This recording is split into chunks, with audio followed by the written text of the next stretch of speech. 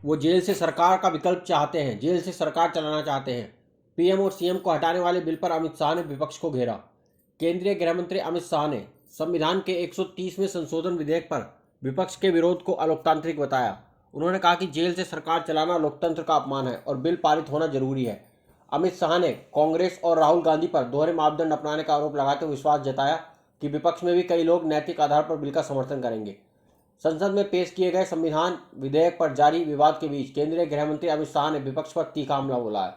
उन्होंने कहा कि विपक्ष इस बिल का विरोध करके लोकतंत्र की गरिमा को ठेस पहुंचा रहा है और जनता को बताना चाहिए कि क्या कोई मुख्यमंत्री, प्रधानमंत्री या मंत्री जेल से सरकार चला सकता है। उन्होंने विपक्ष पर हमला बोलते हुए कहा कि वे चाहते हैं कि उन्हें जेल से सरकार चलाने का विकल्प मिले। अमित शाह ने एक इंटरव्यू में कहा, आज भी ये कोशिश कर रहे हैं कि अगर कभी जेल गए तो जेल से ही आसानी से सरकार बना देंगे, जेल को ही सीएम हाउस, पीएम हाउस बना देंगे और डीजीपी, मुख्य सचिव, कैबिनेट सचिव या गृह सचिव जेल से ही आदेश लेंगे। गृह मंत्री ने साफ कहा कि इस बिल के प्रावधान लोकतंत्र की गरिमा के लिए आवश्यक है। उनके मुताबिक अगर कोई प्रधानमंत्री, मुख्यमंत्री या मंत्री गंभीर आरोपों में गिरफ्तार होता है और 30 दिन के भीतर उसे जमानत नहीं मिलती तो उसे पद छोड़ना होगा। उन्होंने पूछा, अगर जमानत मिल जाती है तो वो वापस शपथ लेकर पद संभाल सकते हैं, लेकिन जेल से सरकार चलाना क्या लोकतंत्र के लिए उचित है। अमित शाह ने बताया कि प्रधानमंत्री नरेंद्र मोदी ने स्वयं इस बिल में पीएम का पद शामिल करने पर जोर दिया।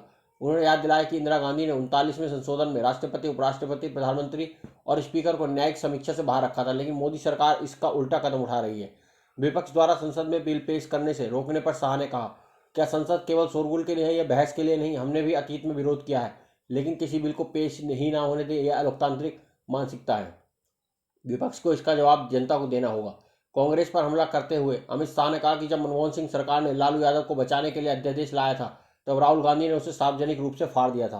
उन्होंने पूछा, अगर उस दिन नैतिकता थी तो आज क्यों नहीं है, क्योंकि कांग्रेस लगातार 3 चुनाव हार चुकी है। आम आदमी पार्टी के नेता सत्येंद्र जैन और कांग्रेस द्वारा आरजेडी प्रमुख लालू प्रसाद यादव को समर्थन देने का हवाला देते हुए शाह ने विपक्ष पर दोहरे मानदंड का आरोप लगाया है।